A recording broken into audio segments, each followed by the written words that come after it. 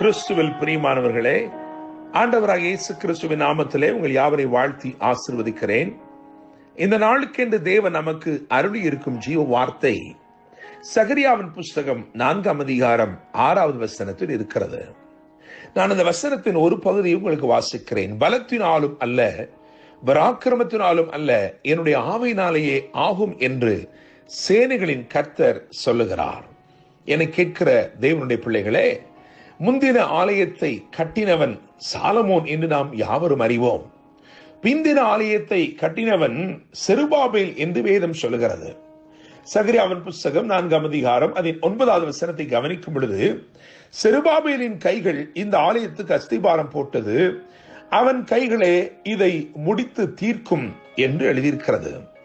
எனவே நாம் அறிந்து கொள்கிறோம், இந்த பிந்தின ஆலயம், அதாவது பெரிதான மகிமையை வெளிப்படுத்தின ஆலயத்தை கட்டி முடித்தவன் செருபாபேல் என்று அறிந்து கொள்கிறோம். அந்த செருபாபேலுக்கு தேவன் சொன்ன வாக்குத்தத்த வசனத்தை தான் நாம் வாசித்திருக்கிறோம்.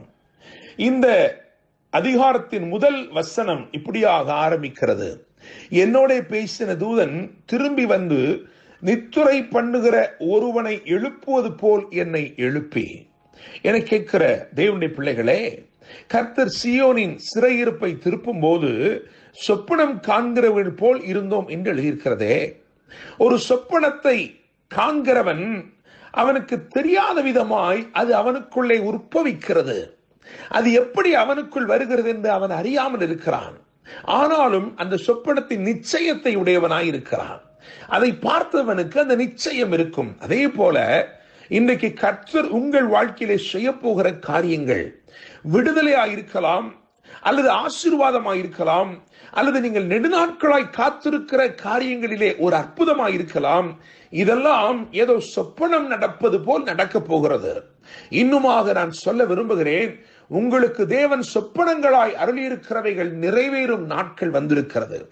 யோசேப்புக்கு தேவன் ஒரு சொப்பனத்தை தான் கொடுத்தார்.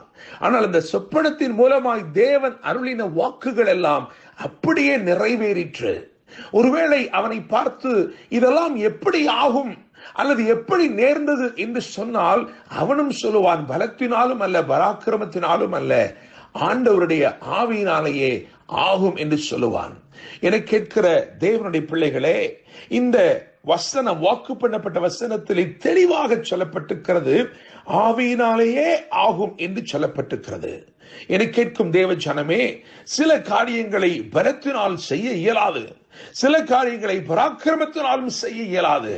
ஆனால் தேவ ஆவியானவர் இறங்கும் போது எல்லா காரியங்களுமே நடக்கும். தேவனுடைய பிள்ளைகளை, நான் நம்புகிறேன், விசுவாசிக்கிறேன், ஆவியானவர் உங்கள் வாழ்க்கையிலே முழு அதிகாரத்தையும் எடுத்துக்கொண்டு உங்களுக்காக செயல்படுகிற ஒரு நாளாக இருக்க போகிறது.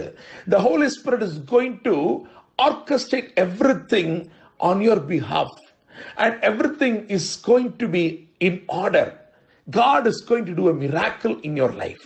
நிச்சயமாய் நம்புகிறேன், ஆவியினால் உண்டாகும் அற்புதங்களை நீங்கள் காண துவங்க போகிறீர்கள். என கேட்கும் தேவனுடைய பிள்ளைகளே, இந்த அதிகாரத்தில் இருந்து நான் மூன்று காரியங்களை மாத்திரம் உங்களுக்கு சொல்லும்படிக்கு விரும்புகிறேன். நிச்சயமாய் அவைகள் உங்கள் வாழ்க்கையிலே இந்த நாளிலே நேரிடும், அல்லது இந்த நாளிலே நிச்சயமாய் தேவன் அப்படியே உங்களை நடத்துவார் என்று நான் நம்புகிறேன், விசுவாசிக்கிறேன். முதலாவது காரியம், நாம் வாசித்த வாக்குத்தத்த வசனத்திலேயே இருக்கிற அந்த காரியம், ஆவியினாலேயே ஆகும். எனவே இந்த நாள் ஆவியினாலேயே ஆகும் நாளாயிருக்கிறது. நீங்கள் நினைத்துக் கொண்டிருக்கிற சகல காரியங்களும் ஆகும் என்று பரலோகம் ஆமோதித்து சொல்லுகிறது. நிச்சயமாக ஆவியினாலேயே ஆகும் ஒரு நாளாக இந்த நாள் இருக்கிறது.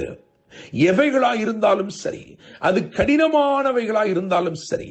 ஏனென்றால் இங்கே எழுதியிருக்கிறது, நீங்கள் இந்த 4ஆம் அதிகாரம் 7ஆம் வசனத்தை கவனிக்கும் பொழுது, பெரிய பர்வதமே, நீ மாத்திரம் செருபாபேலுக்கு முன்பாக நீ சமபூமி ஆவாய்.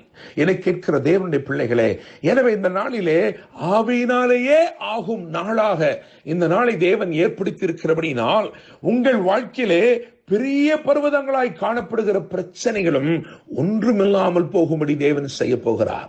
ஆவியினாலேயே ஆகும் ஒரு நாளாய் இந்த நாள் இருக்கிறது.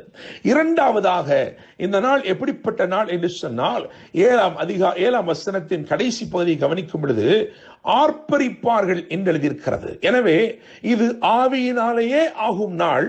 இரண்டாவதாக இது ஆர்ப்பரிக்கும் நாள். நிச்சயமாய் நீங்கள் ஆர்ப்பரிக்கும்படிக்கு, கிருபையினால் உண்டாகும் ஆர்ப்பரிப்பை நீங்கள் கண்டுகொள்ளும்படிக்கு, அனுபவிக்கும்படிக்கு உரிய ஒரு நாளாய் இந்த நாள் இருக்கிறது.